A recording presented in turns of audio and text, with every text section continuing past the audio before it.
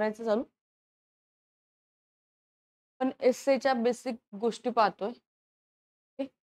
एस्से तुम्हाला कुठे असणार आहे, तर तुमच्या दोन्ही एक्झामसाठी. म्हणजे दोन्ही एक्झाम कोणत्या? एक तर तुमची UPSC, CSC, civil services examination. Obviously जे आता 26 मध्ये होणार आहे. त्याचा तुम्ही बऱ्याच लोक फॉर्म भरणार आहे. काही 27चा भरतील, काही 28चा भरतील, according to their eligibility criteria. काही लोक सेम एस्सेचा पॅटर्न MPSC राज्यसेवेसाठी असणार, RS सेम आहे सगळं. काय असतं, हा जो एस्से आहे बघा, हा तुमचा टोटल 250 मार्काला असतो. किती मार्काला असतो? 250 मार्काला. त्यामध्ये तुम्हाला 2 एस्से लिहायचे आहेत. प्रत्येक एस्से हा 1000 ते 1200 वर्ड्स मध्ये लिहायचा आहे. म्हणजे कमीत कमी 10, जास्तीत जास्त 12 पेजेस लिहायचे एका पर्टिक्युलर टॉपिकवर. आता खूप ओव्हरवेल्मिंग वाटत असेल 12 पानं कसे लिहायचे, त्याचे टेक्निक असतात, त्या सांगितल्या जातील तुम्हाला. ओके, 10 ते 12 पेजेस लिहायला लागतात. टेक्निक समजल्यावर हे 12 पानं पण पुरत नाही. ओके, टाइम किती असतो याला? 3 आरचा टाइम असतो, 3 घंट्याचा टाइम असतो. म्हणजे 1.5 घंट्यामध्ये एक एस्से आणि 1.5 घंट्यामध्ये एक एस्से तुम्हाला लिहायचा असतो. आता बघा, 10 पानं 1.5 तासामध्ये लिहिणं, 10 ते 12 आपण ऍव्हरेज 11 पकडू. 11 पेजेस 1.5 तासामध्ये लिहिणं काही अवघड नाहीये, राईट? पण हे मनाने लिहायचे. मग एखादा टॉपिक दिला, त्यानंतर आपण काहीही लिहू, काहीही नसतं लिहायचं. त्याला आपल्याला व्यवस्थितरित्या काय करावं लागतं? स्ट्रक्चर करावं लागतो एस्से. हे काय असतं? 5 मिनिटांनी सांगते. स्ट्रक्चरेशन प्लस ऍक्च्युअल रायटिंग याला मिळतात तुम्हाला 1 आवर 30 मिनिटं. याच्यावर 1 मिनिटं पण द्यायचा नाही, याच्या खाली 1 मिनिटं पण द्यायचा नाही. दिलं तर कॉम्प्रोमाइज होत. याला एक्स्ट्रा तास दिलं, 1 आवर 45 मिनिटं दिली तर दुसरा एस्से कॉम्प्रोमाइज होणार आहे. त्याला 1 आवर 15 मिनिटं दिलं की दुसरा एस्से, म्हणजे हा कॉम्प्रोमाइज होतो, त्याच्यात चांगलं पडतं. ओके, गोष्टी कळाल्या? एवढा टाइम आहे आपल्याकडे, सफिशियंट टाइम आहे. टाइमची प्रॉब्लेम नाही. एस्सेचा paper on time, before time complete होतो. तर याच्यामध्ये सुद्धा कसं डिवाइड करायचं असतं? हा जो 1 आवर 30 मिनिट आहे बघा, ह्या सगळ्या टेक्निकलिटीज आता समजून घ्यायला लागतील. जेव्हा एस्से लिहिता तेव्हा प्रॅक्टिस करायची असतात. त्यातला जो 30 मिनिटं असतात हे पहिलेवाले, याच्यामध्ये काय करायचं? स्ट्रक्चरेशन करायचंय, ब्रेनस्टॉर्मिंग करायची दिलेल्या टॉपिकवर. काय करायचे? ब्रेनस्टॉर्मिंग करायची. काय असते ब्रेनस्टॉर्मिंग? एका मिनिटात सांग. हा तुमचा काय आहे? मागच्या वर्षी झालेला पेपर आहे. प्रश्न होता, forest precedes civilisation and desert follow them. Okay, असल्या रसाळ ते जंगल होतं आणि मग सिव्हिलायझेशन आली. ठीक आहे, पण असा टॉपिक नाहीये, तो फिलॉसॉफिकल टॉपिक आहे. काय? जंगल सभ्यताओं से पहले आते और रेगिस्तान उनके बाद आता है. फॉरेस्ट, सिव्हिलायझेशन, डेझर्ट, बर्थ, तुमचं काय म्हणतात, डेव्हलपमेंट, डिके, या पद्धतीचा टॉपिक आहे. आता स्ट्रक्चरेशन म्हणजे काय? ब्रेनस्टॉर्मिंग म्हणजे काय? टॉपिकला कमीत कमी 5 ते 6 वेळेस वाचायचं. 5 to 6 टाइम काय करायचं? रीड करायचं. तोपर्यंत कळतच नाही. आता तिथे बसल्या बसल्या काहींना क्लिक होतं, forest civilisation desert, forest civilisation desert असं म्हणायचं बार बार. नंतर कळतं की बाबा हा बर्थ, तुमचं डेव्हलपमेंट, डीकेचा टॉपिक आहे. नुसतं जर फॉरेस्ट सिव्हिलायझेशन आणि डेझर्ट पाहायला लागले, तुम्हाला इंडस व्हॅली सिव्हिलायझेशन दुसरं काहीच आठवणार नाही. आधी तिथे पण फॉरेस्ट होतं, मग तुमचे काय नॉन आर्यन पीपल तिथे एस्टॅब्लिश झाले, सिव्हिलायझेशन आली, इंडस व्हॅली सिव्हिलायझेशन. नंतर काय झालं? डीके आला. म्हणजे काय, विथ टाइम तुझी घागर हरका रिव्हर, ती जी इंडस रिव्हर होती किंवा तिथल्या ज्या नद्या होत्या त्या कोरड्या झाल्यात. आणि मग तुमचा भारतातलं डेझर्ट इलाका असू द्या, राजस्थानवाला, किंवा मारुस्थानी म्हणजे पाकिस्तानचा डेझर्टवाला इलाका असू द्या, एवढं आठवतं, त्याच्या व्यतिरिक्त काहीच आठवत नाही. तर टॉपिकला तुम्ही न वाचता जर केलं तर ते इन्साइट ठेवायचंच आहे डोक्यामध्ये. पण ते काय शो करते की एखाद्या सिव्हिलायझेशनची बर्थ होतीये, ती सिव्हिलायझेशन ग्रो करतीये आणि विथ टाइम तिचा काय होतोय? मृत्यू होतोय. म्हणजे काहीतरी रिलेटेड टू इव्होल्युशन आहे बघा. इव्होल्युशनच्या स्टेप्स बद्दल सांगायचे. हे कधी कळेल? जेव्हा तुम्ही टॉपिक मिनिमम 5 ते 6 वेळेस वाचा. तोपर्यंत नाही कळणार. बऱ्याच लोकांनी मागच्या वर्षी ते इंडस व्हॅली सिव्हिलायझेशनच लिहिले आणि सगळ्यांचे एसेचे स्कोर ड्रॉप झाले. मीही हाच एसे लिहिला होता, पण मी इंटरप्रेट व्यवस्थित केला होता. मला ते बसल्या-बसल्या तिथे क्लिक झालं होतं. आता हे क्लिक होणं एखादा 10वा अटेम्प्ट जरी देत असला तरी त्याला क्लिक होऊ शकतं किंवा त्यालाही क्लिक होऊ शकत नाही आणि पहिल्या अटेम्प्टला ते पाहता क्षणी सुद्धा क्लिक होऊ शकतं, डिपेंडिंग त्या दिवशीची सायकी काय. तर त्याच्या आधी किती एसेचे टॉपिक तुम्ही वाचलेत. ते क्लिक होणं जास्त महत्वाचं आहे. एखाद्या वेळेस नाही होत माणसाला क्लिक. तर ते कधी क्लिक होईल जेव्हा तुम्ही त्याची प्रॅक्टिस करा. ठीक आहे? मग काय तर पहिली जी स्टेप येते त्यामध्ये टॉपिक रीडिंग येतं. तो टॉपिक कमीत कमी 5 ते 6 वेळेस वाचणे. ते वाचल्यानंतर तुम्हाला त्यातला क्रक समजायला लागतो. जसं की तुमचा हा टॉपिक असेल. टॉपिक काय आहे? Forest precedes civilisation and desert follows them. जंगल सभ्यताओं से पहिले आते हैं. जंगल तुमच्या सभ्यताच्या आधी येतात आणि त्यानंतर त्याला काय कोण फॉलो करतात तर मरुस्थली म्हणजे डेझर्ट किंवा वाळवंट त्याला फॉलो करतात. त्याला नेहमी नेहमी नेहमी नेहमी वाचल्यावर कळते काहीतरी इव्होल्युशनची गोष्ट करते. कळालं? समजलं? मग समजा आता दुसरा टॉपिक असेल इथे empire of future will be the empire of the mind. आता हा आहे भविष्य के साम्राज्य मस्तिष्क के साम्राज्य होंगे. असं वाचता वाचता वाचता एआयच्या रिलेटेड काहीतरी आहे. ओके. पण ते खूप छोटा आस्पेक्ट झाला एआय. माइंडचं साम्राज्य म्हणजे एखादा माणूस पण तुमच्या माइंड सोबत प्ले करेल ना. राईट? असं पण असू शकतं ना. म्हणजे एआय काय आहे? एक छोटी गोष्ट झाली. त्याच्यावरती एआय कोणी बनवलं? माणसाने बनवलंय. माणूस पण एक गोष्ट असू शकतो. स्टेट पण एक गोष्ट असू शकते. आता दोन टॉपिक जर तुम्ही हे पाहिले, forest precede civilization and desert follow them. थोडंसं फिलॉसॉफिकल वाटतंय बघा. राईट? तत्वज्ञानाच्या रिलेटेड आहे. दुसरा काय आहे बघा, the empire of future will be the empire of mind. भविष्यातले जे साम्राज्य असणार आहे ते तुमच्या काय म्हणतात विचाराचे साम्राज्य असणार. आता हा काय झाला, हा ना फिलॉसॉफिकल आहे ना तुमचा फॅक्च्युअल आहे ना जीएस ओरिएंटेड आहे. हे मधलंच कुठलं तरी मिक्सचर आहे. कळलं?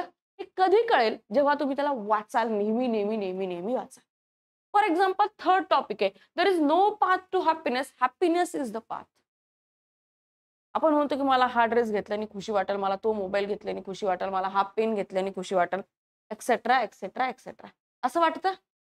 पण ऍक्च्युअली ती गोष्ट घेतल्यावर खुशी होते का? 2, 4, 5 मिनिटं होते. नंतर आपण युज्ड टू होऊन जातो. तुम्ही पाहिलं असेल जेव्हा तुम्ही पहिला मोबाईल घेता, त्या मोबाईल घेण्याच्या 8 दिवस आधी तुम्ही एका 7व्या आसमानावर असता. घेतल्यानंतर 2 दिवसात तुमचा फिरून जातो आनंद. म्हणजे there is a no path to happiness. Happiness is the past path. तुम्ही 7 दिवस आनंदी राहिले कारण तुम्हाला मोबाईल घ्यायचा होता. मोबाईल घेतल्यावर तो आनंद नाही झाला. प्युअर फिलॉसॉफिकल टॉपिक आहे. वाचायला खूप सोपं आहे. लिहायला खूप अवघड आहे. म्हणून टॉपिक सिलेक्शन, एसेचं टॉपिक सिलेक्शन सुद्धा खूप मोठी गोष्ट असते. सोपं वाटतं हे? There is no path to happiness, happiness is the path. किती फिलॉसॉफिकल, किती असं रोमॅन्टिक वाटतंय. पण रोमॅन्स कामाला येत नसतं. तसंच असे रोमॅन्टिक टॉपिक सुद्धा लिहिता येत नसतं. म्हणून याला अव्हॉइड करायचं.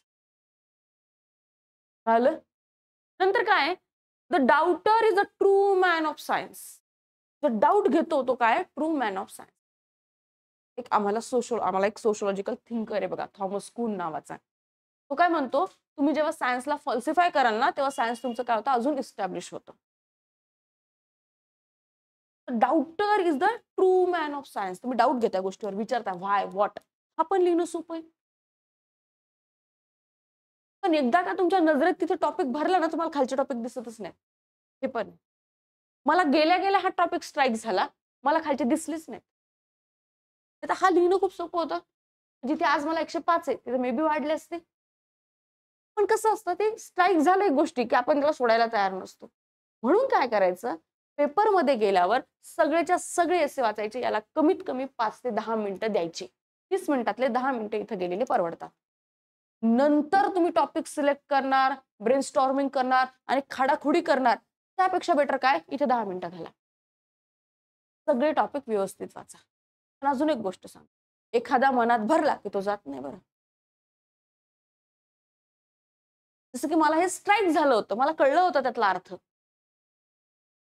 मला त्याला सोडूच वाटलं. त्याच्यापेक्षा हा किती सोपा होता. खूप सोपा होता. कळलं? समजल्या गोष्टी? आता या सेक्शन ए मधून जसं की इथे तुम्हाला काही गोष्टी लिहून दिल्यात मी. कळलं? पहिले काय असेल? Topic selection. प्रत्येक टॉपिक, ईच टॉपिक तुम्ही 5 ते 6 वेळेस काय करणार? रीड करणार. त्यानंतर ज्याचा अर्थ तुम्हाला कळाला लिहून काढा, कोण सांगणार नाही. मी याची पीपीटी पण बनवून आणू शकत होते, पण मला इथे तुमच्या समोर करायच्या होत्या गोष्टी. तुम्हाला कळाला तो टॉपिक तुम्ही काय करणार आहे? सिलेक्ट करणार आहे.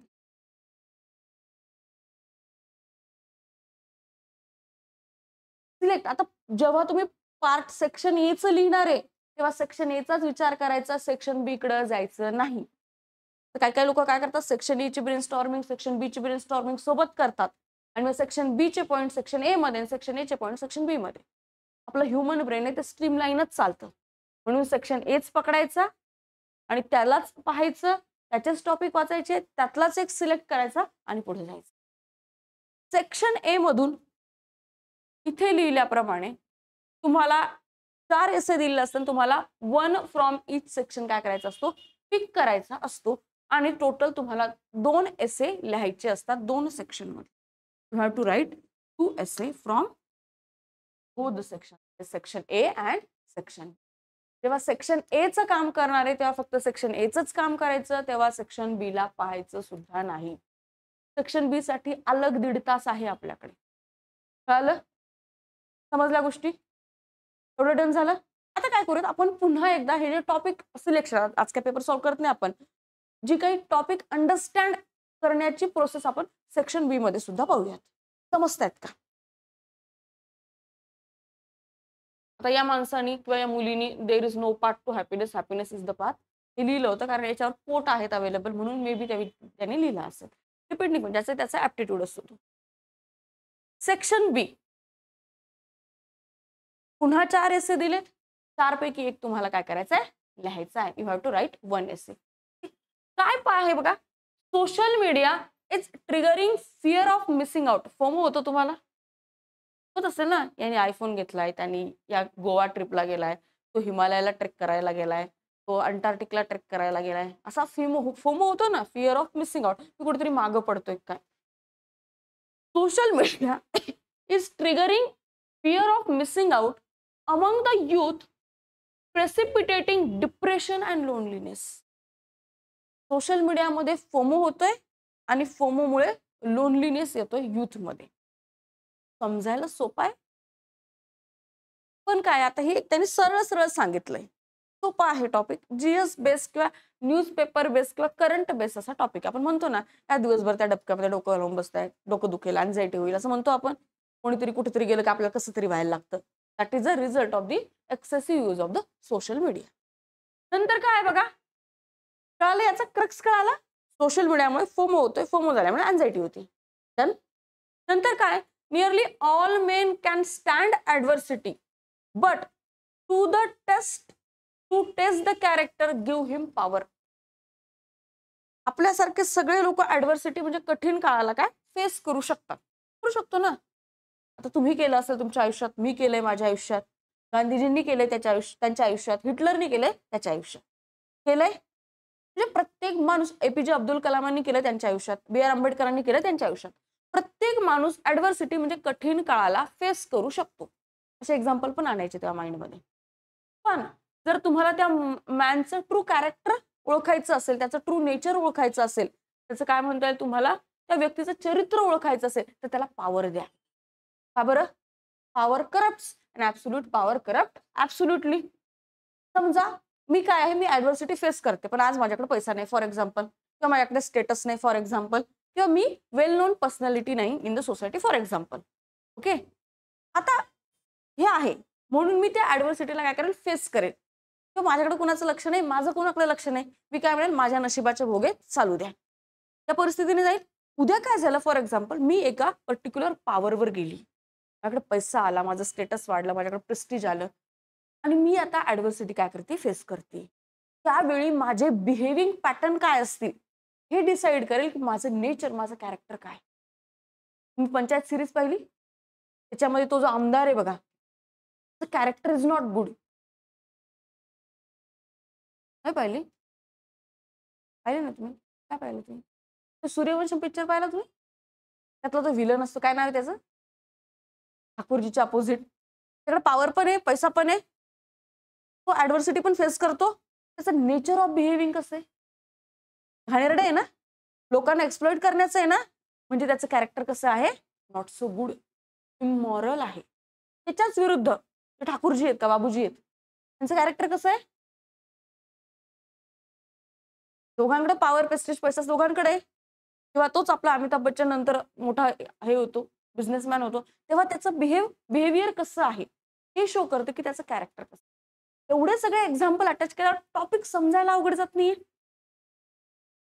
हिटलर ऍडव्हर्सिटी त्यांनी आयुष्यामध्ये फेस केला. आई वडिलांना आईला त्रास झाला, स्वतः तिकडे तुमच्या काय म्हणतात सिसिली आयलंड मध्ये जाऊन राहिला, घरापासून दूर राहिला वयाचे 25 वर्ष. नंतर तुमच्या जर्मनीमध्ये आला आणि त्याच्यात जेव्हा त्याच्याकडे पॉवर आली तेव्हा त्यांनी काय केलं?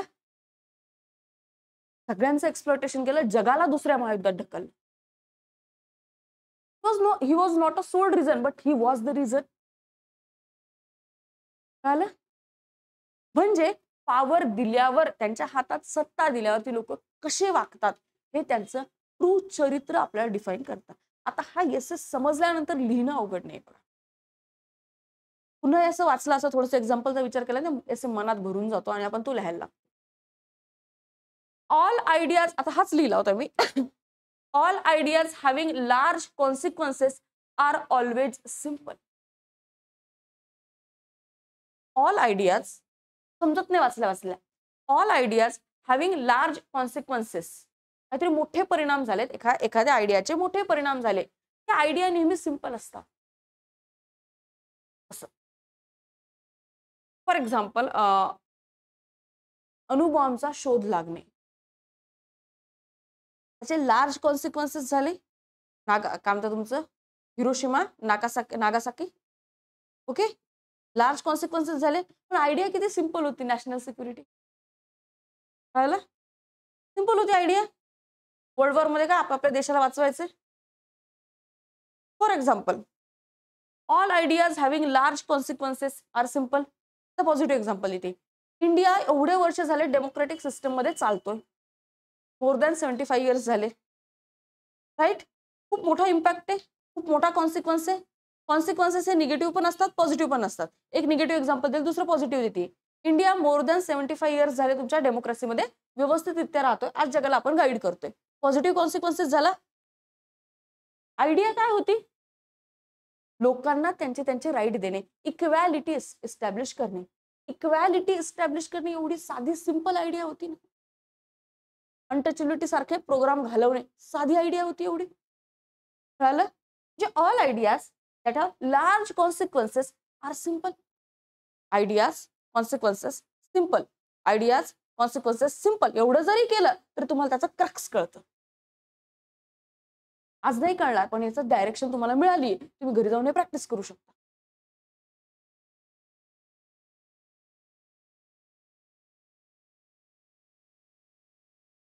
त्याचे टेक्निक आहेत. आधी एवढं तर शिका, आधी हे पण नसेल माहिती, आज माहिती पडते ना, ते महत्वाचं आहे. आहेत माझी लेक्चर्स, काळजी नका करू. The cost of being wrong is less than cost of doing nothing. काहीच न करण्यापेक्षा थोडं करणं इज बेटर, राईट. ऑपरेशन सिंदूर पहिले काय होते, इंडिया खूप आपण सबसाइड झोन मध्ये चालायचो. पाकिस्तानने अटॅक केला की आपण फक्त निषेध करायचो. ऍटलीस्ट आता काहीतरी जाऊन करतोय. Doing something is always better than doing nothing. असं म्हणतो आपण, something is always better than nothing. आपल्या रेग्युलर आयुष्यातला भाग आहे. ते जर क्रक्स कळत आहे असे कळतो. बोलता बोलता म्हणतो ना आपण आपल्या मित्रमैत्रिणींना, something is better than nothing. तर मला 18 मार्क मिळाले पेपरमध्ये, मी एक्सेप्ट केले होते, एक्सपेक्ट केले होते 22. ठीक आहे, something is better than nothing. तर मला एवढं पॅकेज पाहिजे होतं, ठीक आहे मला एवढं मिळालं, something is better than nothing. कळलं? इंडियाचा जीडीपी आतापर्यंत इंडिया काय म्हणतात तुमची 4th लार्जेस्ट ना, 2nd लार्जेस्ट पाहिजे होती. पण ठीक आहे, something is better than nothing. 4th आहे ना, पहिले ती पण नव्हती. पुन्हा तेच पाकिस्तानला एक्झाम्पल देऊ शकतो. पहिले आपण काहीच करत नव्हतो, ॲटलीस्ट आता काहीतरी करतोय ना. पहिले आपल्याला कोणी भाव देत नव्हतं, ॲटलीस्ट आज आपल्याला विचारतात जगामध्ये. कळालं? एवढं जरी कळालं ना, पहिले मला कोणी भाव देत नव्हता, आज ॲटलीस्ट मला विचारतायत. एवढी गोष्ट जरी कळली तर हायस्ट आहे कळतो. आतापर्यंत काय शिकवलं मी? टॉपिकला कसे एक्झाम्पल जोडायचे आणि टॉपिकचा क्रक्स कसा काढायचा. डन. आपण परत 2023चा पेपर घेऊन सुद्धा पाहूया गोष्टी, जेणेकरून याची तुमची काय होईल, प्रॅक्टिस होईल. आणि तुम्ही घरी गेल्यानंतर 22चं करायचं, असं 21चं करायचं, 20चं करायचं. ओके, म्हणजे तुम्ही 5 वर्षाचं करताय. जेव्हा केव्हा माझं नेक्स्ट लेक्चर असेल तेव्हा मला सांगायचं. झालं? समजलं? मजा आली? बस मला मजा पाहिजे, दुसरं काय नाही पाहिजे. ठीक आलं? हे नाही माझं. समजलं? काय काय सांगितलं मी आतापर्यंत, हे 2 गोष्टी लिहून घ्या. टॉपिक काय करायचं, नीटली रीड करायचे. दिव्यांजली घुसते डोक्यात, घुसतंय ना? तू फारच अवतार चेंज केला तुझा. नंतर काय करायचं, त्याला तुमच्या डोक्यात असल्याने एक्झाम्पल अटॅच करायचे आणि त्याचा क्रक्स काढण्याचा प्रयत्न करायचा. CRUX, क्रक्स काढण्याचा प्रयत्न. आणि हे झाल्यानंतर जो टॉपिक चांगला समजला तो सिलेक्ट करायचा.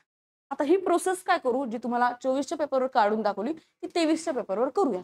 तुम्ही घरी जाऊन 22, 21, 20ला करणार आहे. 8च्या 8, 8 त्रिक 24 टॉपिकला तुम्ही करणार आहेत, 16 टॉपिकला मी करून देते. ओके, पाहायचं. आता टॉपिक कसे रिपीट होतात हे पण दाखवते. एसएला पण टॉपिक रिपीट होतो.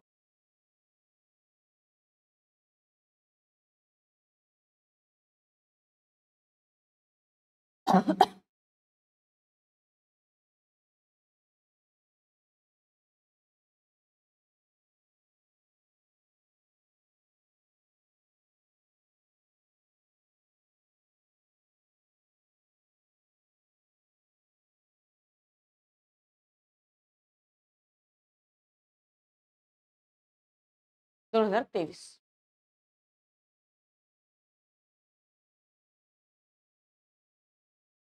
Thinking is like a first topic होता सेक्शन ए मधला. आता मी एकाला विचारणार तुमच्यापैकी तुम्ही काय विचार करतात, आणि तुमचे विचार झाल्यानंतर मी माझा विचार प्रकट करते. Thinking is like a game, it does not begin unless there is an opposite team.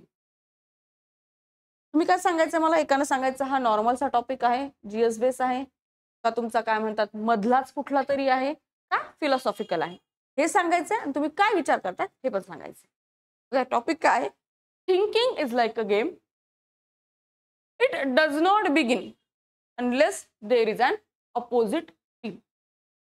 आता काय विचार करा, एका गेमचा विचार करा, कोणत्या पण, क्रिकेट म्हणा, व्हॉलीबॉल म्हणा, फुटबॉल म्हणा, खो खो म्हणा, आणि त्या गेमला थिंकिंग सोबत अटॅच करा. 1 मिनिट विचार करा, मी तुम्हाला विचारते. तिथे विचार खूप महत्वाचे असतात एसे मध्ये.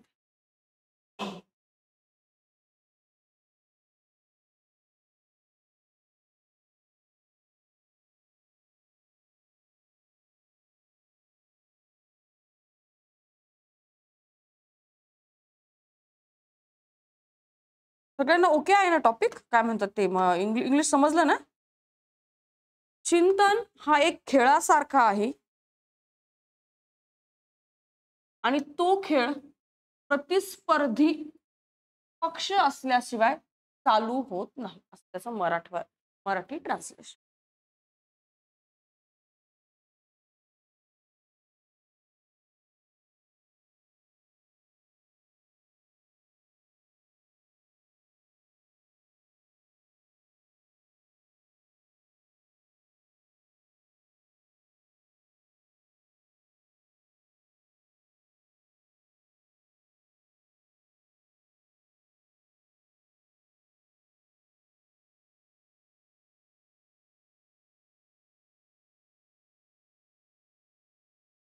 झालं, सांगा. नाही नाही, टॉपिक कोणता आहे? फिलॉसॉफिकल आहे का नॉर्मलचा टॉपिक आहे का मधले? ओके, सांगा. आता पुढचं सांगा.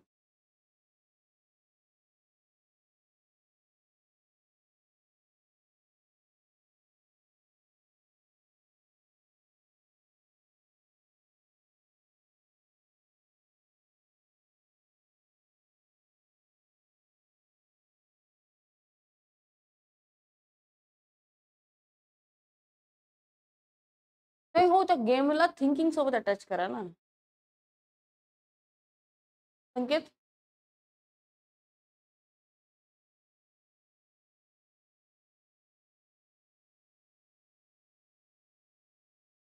कसं कसं?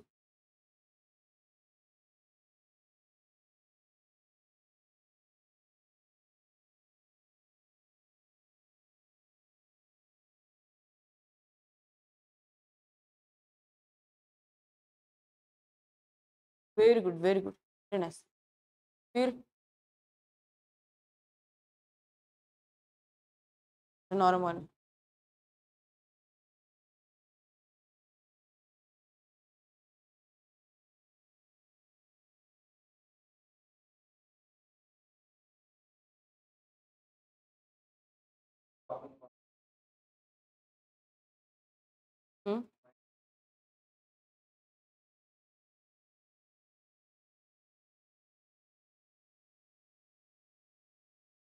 थिंकिंग रे. तुझ्या डोक्यामध्ये जोपर्यंत विचार चालू होणार नाही, जोपर्यंत अपोजिट टीम नसेल, असं आहे ते. भरकटला तो, विचार कर डबल. दिव्यांजली, डबल विचार कर 5 मिनिट.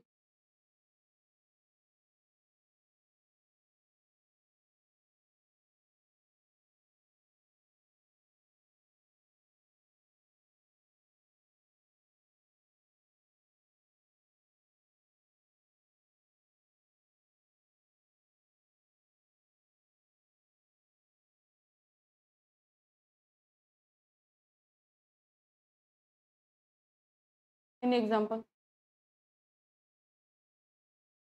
पकडला तो टॉपिक, तर विचार एक्झाम्पल. तुझं नाव काय बाळा? तुझ्या मागची येलो टी शर्ट. समीक्षा, काय वाटतं तुला टॉपिक? कुठे म्हणून हा कमी ऐकू येत जरा.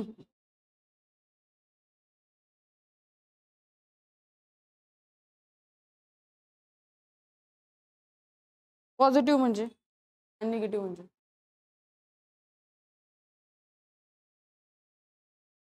मोकळ्यापणाने बोल. जेवढं तुम्ही जेवढा तुम्ही विचार करणार तेवढे तुम्ही बोलते होणार. जेवढे तुम्ही बोलते झाले तेवढा चांगला तुम्ही एसे लिहिणार. माझी मिस्टेक सांगते. 2022च्या मेन्सला मी काय झालं, मी जशी बोलते तसा एसे मी लिहित नव्हती. मला माहिती आहे माझा स्ट्रॉंग पॉईंट काय, की माझी communication skill is my good point. हे मला आधीपासून माहिती आहे. ते मी फॉलो केलंय 21ला 21ला 20ला फॉलो केलं, 21ला फॉलो केलं. पण 22ला काय होतं, आपण आता एवढा कंटिन्यू अभ्यास करतो ना, तर माणसाला काय वाटतं, आपण काहीतरी एक्स्ट्रा करावं. वाटतं माणसाला. मी पण ते एक्स्ट्रा करण्याच्या नादामध्ये गेली आणि मी माझे जे इन्स्टिंक्ट असतील, जे बोलण्याच्या स्किल्स असतील, त्यावर फोकस नाही केला आणि मी काहीतरी मेकॅनिकल लिहायला लागली. Which lead to the dropping of my score in essay. म्हणून जेवढं तुम्ही नॅचरल वेनी विचार कराल तेवढं ते चांगलं असतं. कोणी खूप चांगलं लिहू शकतं, कोणी खूप चांगलं बोलू शकतं. तर माझं सजेशन काय असतं मला, की तू जशी बोलतीये तसं लिही, जेणेकरून ते चांगलं कम्युनिकेट होईल. राईट? आता सांग.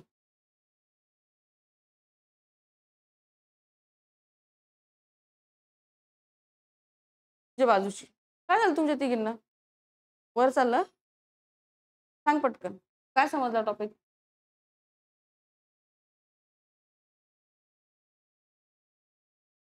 काय टॉपिक काय म्हणतो तेवढंच सांग.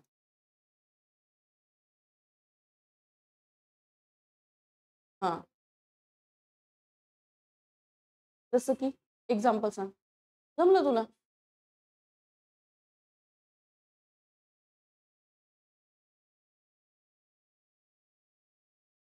तुझ्या आयुष्यात झालंय का कधी असं? कोणी तुला असं स्टिम्युलाय दिला, प्रोवोक केला आणि त्यानंतर तू विचार करायला लागली. तुझं 10वीचं मार्क्स आठव, 9वीचे मार्क्स आठव. काही घटना तुझ्या आयुष्यात घडली का, ज्याच्यानंतर तुझ्या डोक्यात विचाराचं चक्र चालू झालं?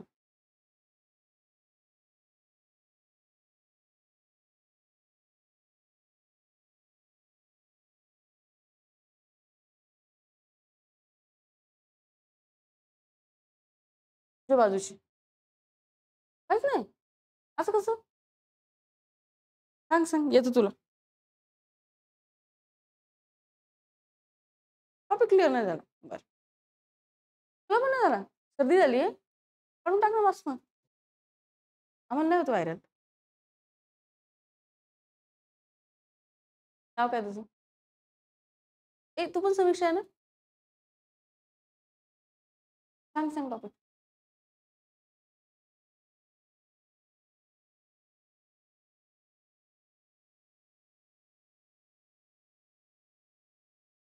काय बरोबर चालली तू.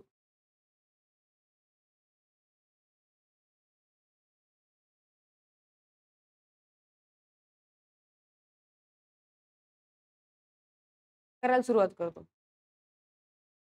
तुझं नाव काय? सांगा. काय म्हणते topic?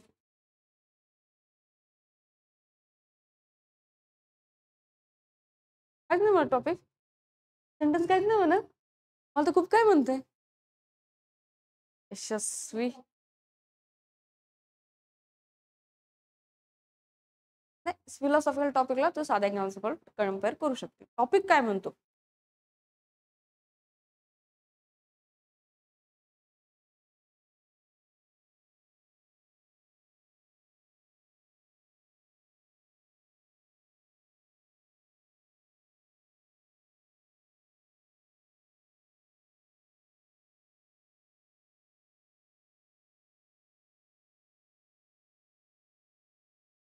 Very good, very nice. पकडलं तू. पकडलं. Very nice. समजलं मला. पकडलं तू. मस्त पकडलं. आता ऐका. इकडे या जरा. हे तुम्हाला घरी जाऊन करायचंय बरं. कोणी सांगणार नाही. कोणीच सांगणार नाही या गोष्टी. ह्या आम्ही स्वतः डेव्हलप केल्यात. म्हणून एसएचा स्कोर चांगला येतो.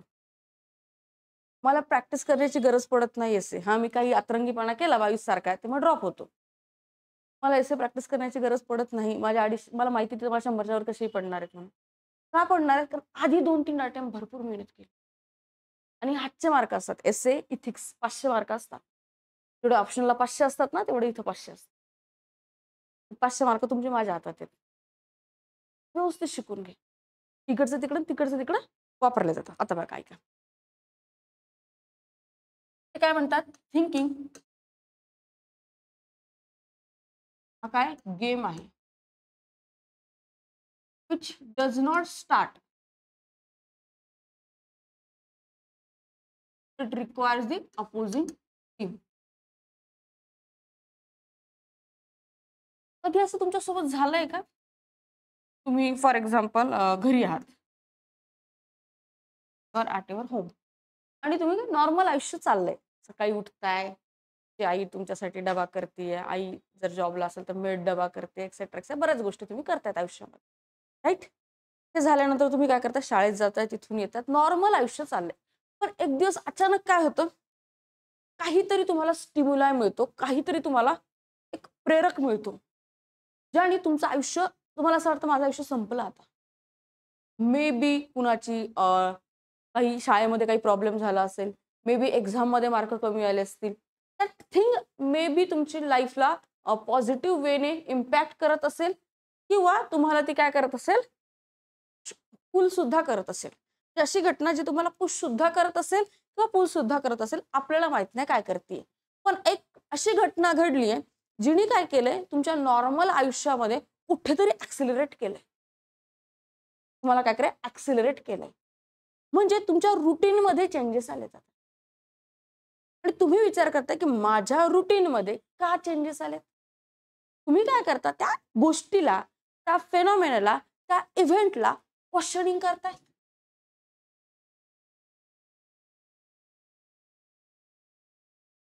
You are questioning that particular event. जेव्हा तुम्ही बिघडलेल्या परिस्थितीला त्याच्या पॉझिटिव्ह वे मध्ये बिघडू द्यात, नाहीतर निगेटिव्ह वे मध्ये बिघडू द्यात, इक्विलिब्रियम डिस्टर्ब झालाय आता. त्या बिघडलेल्या परिस्थितीला जेव्हा तुम्ही क्वेश्चन करताय, त्यानंतरच तुमचे विचार चालू होतील. घरात आईसोबत भांडण झाल्यावरच काय म्हणता? मी आता असं नाही वागणार. त्याच्या आधी काय वागत होता? असं नाही वागणार हे सेंटेन्स कधी आलं? की पर्टिक्युलर इक्विलिब्रियम डिस्टर्ब झाल्यानंतर. म्हणजे थिंकिंग कधी स्टार्ट होते? इक्विलिब्रियम डिस्टर्ब झाल्यानंतर थिंकिंग स्टार्ट होते. थिंकिंग का स्टार्ट होते? त्या डिस्टर्ब इक्विलिब्रियमला तुम्ही काय करता? क्वेश्चन करता. क्वेश्चन का तयार झालेत? Because of that phenomena. तो फेनॉमेना काय असेल? अपोजिंग टीम असेल. पहिले तर नॉर्मलचं आयुष्य चाललं होतं. कोणी कोणाला कम्पीट करायलाच नव्हतं. कोणी कोणासोबत गेमच खेळत नव्हतं. एकटा गेम नाही खेळू शकत आपण. म्हणजे मनातल्या विचारांचा द्वंद्व is a result of your thinking pattern. त्यालाच आपण गेम म्हणतो. अजून एक गोष्ट सांगते. आता तुम्ही टॉपिक कळाला आता? तर तुम्ही इकडे आलात, UPSC MPSC करताय. तुम्ही कधीच कुठल्या गोष्टीला पॉझिटिव्ह निगेटिव्ह नाही म्हणायचं. आपल्याला नाही माहिती कोणत्या बेसिसवर पॉझिटिव्ह आहे आणि कोणत्या बेसिसवर निगेटिव्ह आहे. We don't know about it. ही घटना घडली, हे त्याचे काय कॉन्सिक्वेन्सेस आहेत, हे त्याचे काय कॉन्सिक्वेन्सेस आहेत. तुमच्यासाठी मे बी पॉझिटिव्ह, दुसऱ्यासाठी असेलच नाही ना. आलं? असं नाही म्हणायचं कधी. पॉझिटिव्ह घटना घडली, काही पण असू शकतं. आता पाकिस्तानसाठी पॉझिटिव्ह घटना म्हणजे काय? पहलगाम मधल्या लोकांना हल्ला करणे. आपल्यासाठी ती निगेटिव्ह आहे. राईट? असं नाही म्हणायचं ही घटना पॉझिटिव्ह होती, तर आपला व्हॅल्यू बायस नसेल. त्यापासून वाचायचं. कळालं? टॉपिक कळाला? आता मी सेकंड टॉपिक तुम्हाला विचारत नाही, पण समजून सांगते. एक सगळी एक्सरसाइज तुम्ही घरी जाऊन करायची, अशीच करायची. किंवा इथे तुम्हाला टाइम मिळाला ना मध्ये ब्रेकमध्ये, तर एकमेकांना सुद्धा विचारलं तरी चालेल.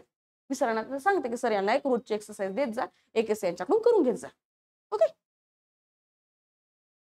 नंतर आहे बघा, आणि हा जो टॉपिक होता हा फिलॉसॉफिकल टॉपिक होता. Visionary decision making happens at the intersection of intuition and logic. पहिले आता इंट्युशनचं मिनिंग, लॉजिकचं मिनिंग समजायला लागेल. इंट्युशन म्हणजे काय? मला वाटतं यार काहीतरी होणार आहे, मला वाटतं काहीतरी पॉझिटिव्ह होणार आहे, मला वाटतं काहीतरी माझ्या बेनिफिशियल होणार, मला वाटतं ना काहीतरी आज घटना घडणार आहे, ती चांगली नाही. इंट्युशन येतात बघा. इंट्युशन इंट्युशन म्हणजे आतील भावना, तुमच्या पहिल्या एक्सपिरियन्सवर बेस असतात त्या. काही काही लोकांना त्यांच्या जन्मताच इंट्युशन पॉवर असतात त्यांच्याकडे आतमध्ये दैवी शक्ती म्हणा, असं म्हणा 2 मिनिटासाठी. नंतर काय? लॉजिक. लॉजिक म्हणजे काय? ज्या घटना घडतायत तुम्ही त्यांना पॅटर्न मध्ये इस्टॅब्लिश करतायत का? त्याच्या मागे काहीतरी क्रम शोधतायत का? काही रॅशनॅलिटी शोधताय का? त्यांना लिंक करू शकता का? जेव्हा आतील भावना आणि घडलेल्या इव्हेंट मध्ये जर पॅटर्न शोधता आला तर तिथे काय होईल? तुम्ही काहीतरी डिसिजन घेणार आहे. मग विजनरी डिसिजन मेकिंग, दूरदर्शी निर्णय क्षमता कधी होणार आहे? जेव्हा तुमचं इंटरसेक्शन होणार आहे इंट्युशनचं आणि लॉजिकचं. फॉर एक्झाम्पल, गौतम बुद्धांनी काय केलं? वॉन्डरर झाले. ते काय झाले? भिक्षुक झाले, घर सोडलं. त्यांना इंट्युशन येत होतं बऱ्याच दिवसापासून आधी. ते कधी संसारात रममानच झाले नाही. संसार म्हणजे त्यांचं पूर्ण पॉलिटिकल सिस्टीम मध्ये कधी रममानच झाले नाही. ते इंट्युशन आलं होतं ना, काहीतरी रॉंग चाललंय सिस्टीम मध्ये. इंट्युशन आल्यानंतर काही घटना पुढे घडल्यात. त्यांना काय? एक दुःखी माणूस दिसला, एक मृतदेह दिसला, एक भिक्षुक दिसला. त्यांनी काय ह्या ज्या घटना घडल्यात त्याला लॉजिकली इस्टॅब्लिश केलं आणि कळलं की जगामध्ये दुःखच दुःख आहे. ते लॉजिक इस्टॅब्लिश केल्यानंतर, पॅटर्न लावल्यानंतर ते कन्क्लुजन मध्ये आले की जगामध्ये दुःख आहे. त्यांना हेही कळालं, इंट्युशन आलं की हे दुःखाचं निवारण मी करू शकतो. त्यानंतरच ते वॉन्डरर झाले. इंट्युशन आणि लॉजिकचं मिक्सचर रिझल्ट इंटू गौतम बुद्धांचं वॉन्डरर बनणं. त्यांच्यामुळे आज आपण सगळ्या जगाला शांततेचा प्रस्ताव देऊ शकतो. आपल्याला प्राऊड फिलिंग आहे ना त्याच्याबद्दल. आमच्या भूमीमध्ये एवढी महान लोक जन्माला येऊन गेले. सेम फॉर गौतम, आपले महावीर, सेम आहे त्यांच्यासाठी पण. तसं सेम फॉर तुमचे महात्मा गांधी.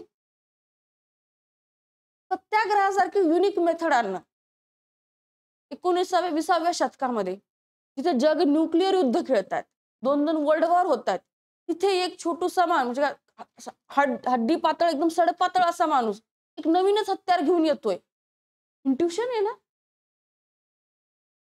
कोण एवढ्या सडपातळ माणसाचं कोण कशाला ऐकेल? पण त्यांच्याकडे काय होतं? इंट्युशन होतं. त्यांच्याकडे काय होतं? लॉजिक होतं. कारण लॉजिक कुठून आलं? ही was a well learned man.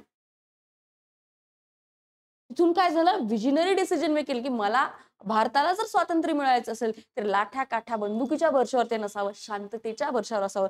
कारण जर शांततेच्या वर्षाने 2 वर्ष जरी लेट स्वातंत्र्य मिळालं तरी ते long lasting visionary decision. Same for doctor B R Ambedkar. समाजामध्ये इक्वॅलिटी इस्टॅब्लिश करणे. त्यांना कळालं होतं की माझ्याशिवाय कोणी करू शकत नाही. का बरं कळालं होतं? Because he was experience that. Intuition आलं बघा. खूप सारा अभ्यास केल्या कारणाने, जगाचे पुस्तकं वाचल्या कारणाने त्यांना कळलं की हे एलिमिनेट होऊ शकतं. आणि लॉजिक फाइंड केला आणि मग काय आलं तुमच्या अनटचेबिलिटीच्या रिमूव्हल सारख्या मुवमेंट आल्या, इक्वॅलिटी सारख्या movement. Same for Rajaram Mohan Roy, sati बंदी. Same for India. आपण ऑपरेशन सिंदूर केलं बघा. पाकिस्तानला जसाच्या तसा जबाब द्यावा लागेल, इंट्युशन होतं. तर पहिल्यासारखं हातावर हात देऊन बसलं ते परत काहीतरी करेल. इंट्युशन कुठून आलं? ती भावना कुठून आली? बिकॉज आपली इकॉनॉमी स्ट्रॉंग होती, आपली पॉलिटिकल स्टेबिलिटी होती. लॉजिक का बरं आलं? जर आता उत्तर नाही दिलं ना, आज पाकिस्तान उद्या चायनाही करू शकतो. परवा हे सगळे मिळून युएसए त्यांना आतमधून मदतही करू शकतो. म्हणून स्ट्रॉंग डिसिजन घेणं गरजेचं होतं. आणि जर स्ट्रॉंग डिसिजन नसता घेतला तर निष्पाप सिव्हिलियन्सचा जीव गेला होता. सरकार कोण असतं? आपलं पॅरेंट असतं. पॅरेंटनी कसं राहायला पाहिजे? बदला घ्यायला पाहिजे. तर कोणी नॅशनल सिक्युरिटी तुमच्या सिव्हिलियन्सवर हल्ला करत असेल, तो ऑपरेशन सिंदूरचा डिसिजन किती स्ट्रॅटेजिकली घेतला? तो इंट्युशन आणि लॉजिकवरच घेतला ना. विजनरी डिसिजन होतं ते. कोणी एक्सपेक्टच नव्हतं केलं की इंडिया जाऊन घुसून मारेल. ऑलमोस्ट आपण घुसून मारलंय. ऑलमोस्ट घुसून मारलं. बोलणं एक बात असते, करून दाखवणं एक बात असते. कळालं? टॉपिक कळाला? असे विचार, असे एक्झाम्पल तुम्हाला त्याला अटॅच करायचे. ही एक्सरसाइज तुम्ही घरी करायची आहे. ते जे लिहिणार आहे ना एक्झाम्पल, नोटबुकमध्ये प्रश्न लिहिल्यावर ते एक्झाम्पल तिथे अटॅच करायचे. ही प्रॅक्टिस स्वतः करावं लागते बरं. कारण आम्ही फक्त सांगणार, प्रत्येक गोष्टी स्पून फिडिंग नसतात होत. तुम्हाला स्वतःला करायला लागतं. नंतर काय? Not all who wanders are the lost. सभी भटकने वाले गुम नहीं होते. वॉन्डरर्स म्हणजे काय? भिक्षुक समजा. Not all who wanders are lost. Wander म्हणजे काय? काहीतरी सत्याच्या शोधात जाणारे पण वॉन्डर असू शकतात. माझ्यासारखी लोक पण वॉन्डर असू शकतात, जे आयुष्याचा अजून फक्त ताळमेळ शोधतायत. तुमच्यासारखे लोक पण वॉन्डरर असू शकतात. गौतम बुद्धांसारखे लोक पण वॉन्डरर असू शकतात. महात्मा गांधी सारखे लोक पण वॉन्डरर असू शकतात. राजाराम मोहन राय सारखे लोक पण वॉन्डरर असू शकतात. नेल्सन मंडेला सारखे सुद्धा वॉन्डरर असू शकतात. म्हणजे वॉन्डरर हा असा माणूस आहे जो काहीतरी एक्झिस्टिंग प्रॉब्लेमला सोल्युशन शोधण्याचा प्रयत्न करतो. राईट? काही काही लोक काय करतात? वॉन्डरर म्हणून निघतात, पण ते काय होतात? लॉस्ट होऊन जातात. त्यातच ते विलीन होऊन जातात. तो IIT वाला बाबा बघा, खूप जास्त डोकं आहे त्याला, पण तो काय झाला? वॉन्डरर झाला आणि काय अलगच दुनियेत लॉस्ट झाला. काही फायदा नाही त्या हुशारीचा. काही फायदा का नाही?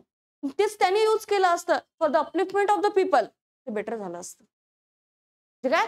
ही वॉज अ लॉस्ट पर्सन और he is a lost person. त्याच्या कंपॅरेटिव्हली म्हणजे ते प्रशांत किशोर असतील बघा, आचार्य प्रशांत किशोर, माहिती तुम्हाला? माहिती पडतील आता. काय आहेत? वॉन्डरर आहेत ते सुद्धा. सिव्हिल सर्व्हिसेसचा जॉब सोडणं, IIMचं पॅकेज सोडणं आणि स्वतःचं काहीतरी समाज प्रबोधन करत फिरणं. वॉन्डरर आहेत, पण ते लॉस्ट नाही आहेत. त्यांचा एकच उद्देश आहे की मला वुमनला एम्पॉवर करायचंय, मला युथला चांगल्या मार्गाला लावायचं. कळालं? आजचे 2 एक्झाम्पल सांगितले. बरेच लोक असतात ते म्हणजे काय म्हणतात, गॉडमॅन कल्चर आहे ना इंडियामध्ये. एक माणूस पुढे बसतं आणि त्याच्या पुढे खूप सारे लोक बसतात, ते भजन कीर्तन सांगते. गॉडमॅन हे काय? लॉस्ट आहेत. काहीतरी मटेरियलिस्टिक गेन करण्याच्या मागे ते फिरतायत.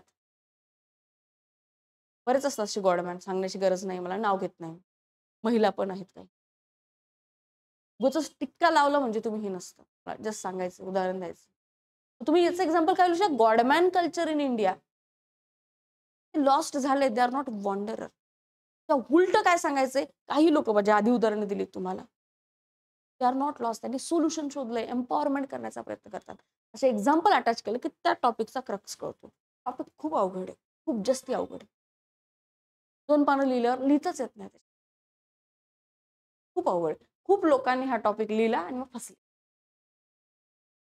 छोटूस आहे ना, छान वाटतं. Not all who wanderers are lost. सगळे भटकने वाले तुम्हारे गुम नहीं होते. गुम नहीं होते. एकच व्यक्ती आठवतो आपल्याला, गौतम बुद्ध. गौतम बुद्ध, गौतम बुद्ध. कुठे कुठे लिहिणार गौतम बुद्धाला 1200 वर्ड मध्ये? अवघड टॉपिक आहे. लिंक बसवता येत नाही. अशा वेळी काय करायचं? त्यापेक्षा हा सोपा आहे. हा सोपा आहे. हा खूप सोपा आहे. Intuition and logic. नंतर काय? ठीक आहे. Inspiration for creativity springs from the effort to look for magical in the mundane. असं खूप अवघड वाटतंय पण खूप सोपं आहे. रचनात्मक रचना रचनात्मक रचना रचनात्मकता की प्रेरणा लौकिकता में चमत्कार ढूंढने के प्रयास से उपजती है. कसं झालं मला ते. Inspiration for creativity springs from the effort to look for the magical in the mundane.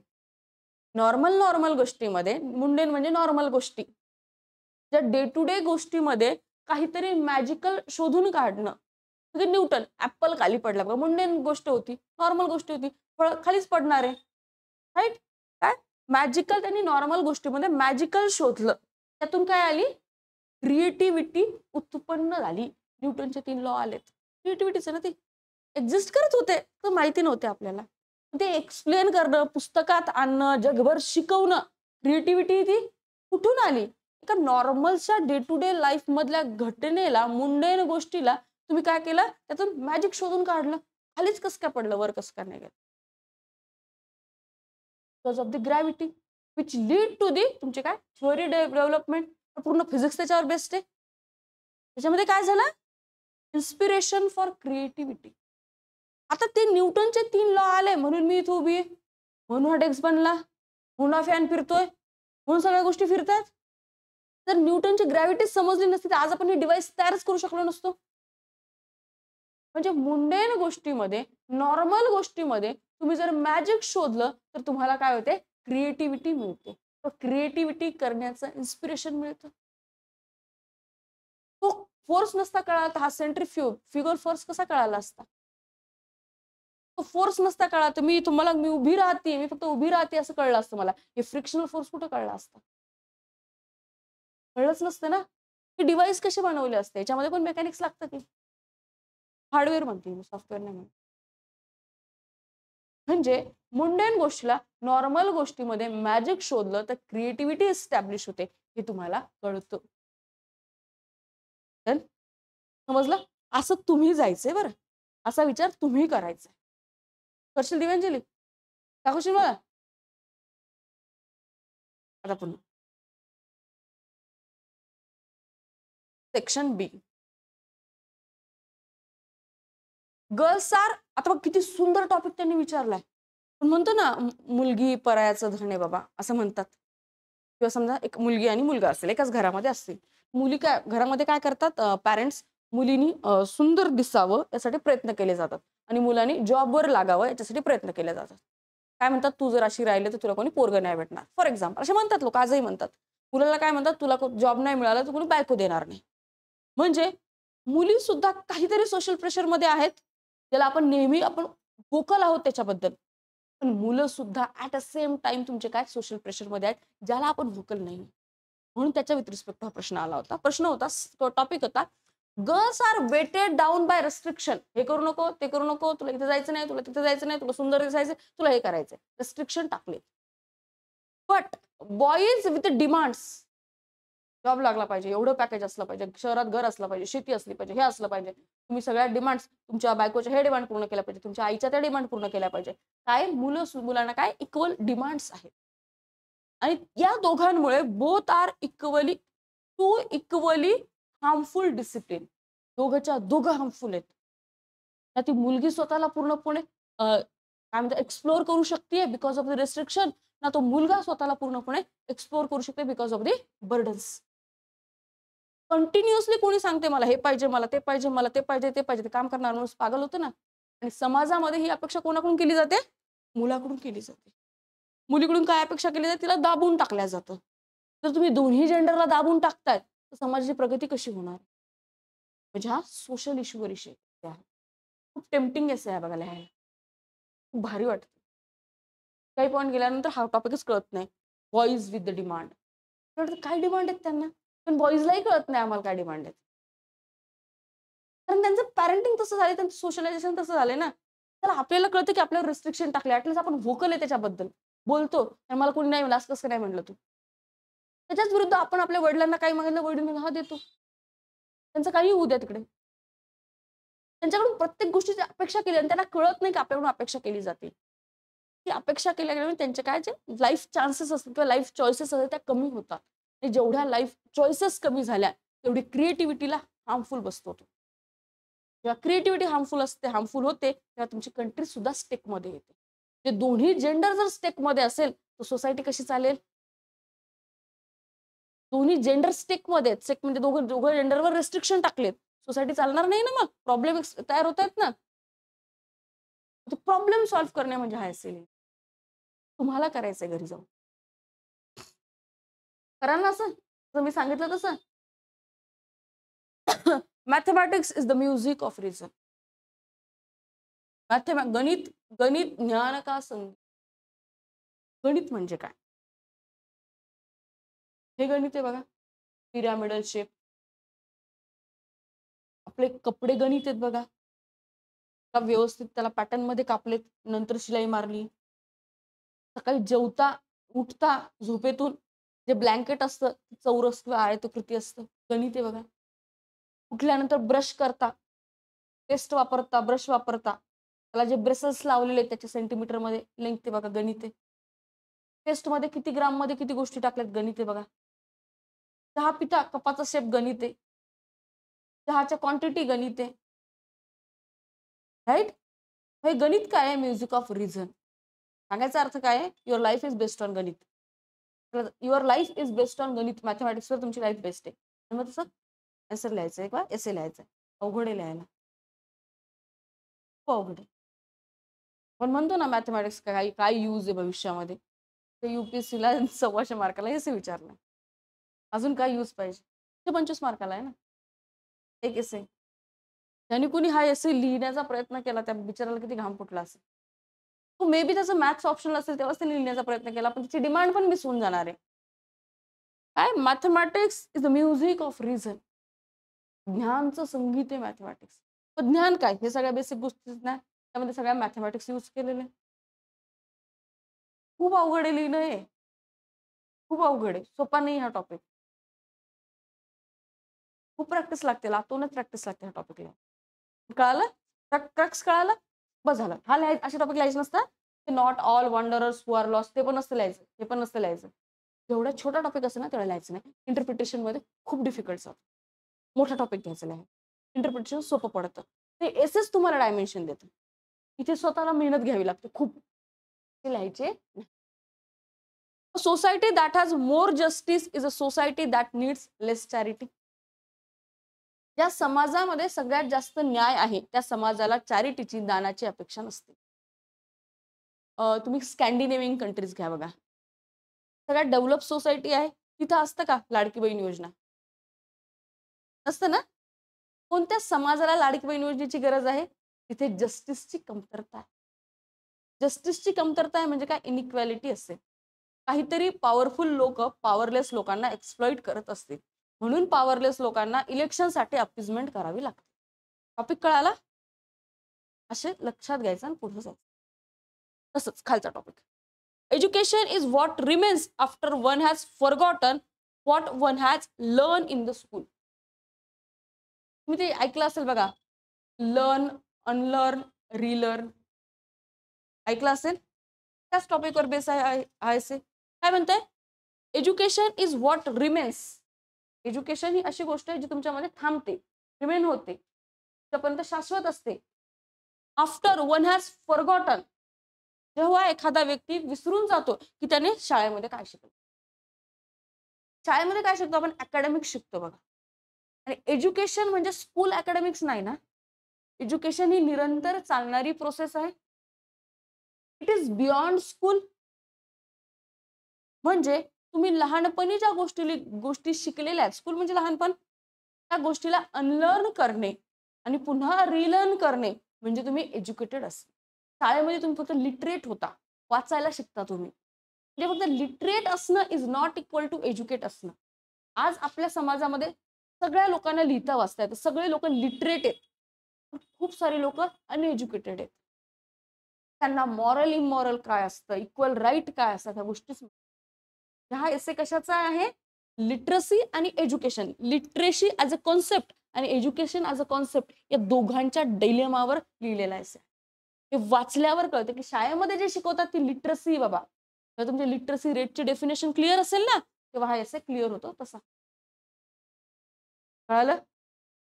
Basic of essay कळालेत? ओके. एसेचे टॉपिक कसे वाचायचे हे कळालेत? तर तुम्ही घरी जाऊन काय करणार आहात? 22, 21 आणि 20 जसे मी तुम्हाला 24 आणि 23 करून दाखवले, हे तुम्ही करायचे आहेत आणि ऑब्व्हियसली नोटबुकवर लिहायचे आहेत. मी तोंडात एवढं डोक्यात नाही राहणार ह्या गोष्टी. कळालं? सगळ्यांनी करायचं. सरांना दाखवायचं. सरांना सांगते की सर यांच्याकडून रोज एक टॉपिक करून घ्या. असे 24 टॉपिक आहे, 24 दिवस तुमचा कार्यक्रम चालतो. ओके? थांबायचं मग? मजा आली? नाही आली? आली ना? काय पाहिजे आपल्याला?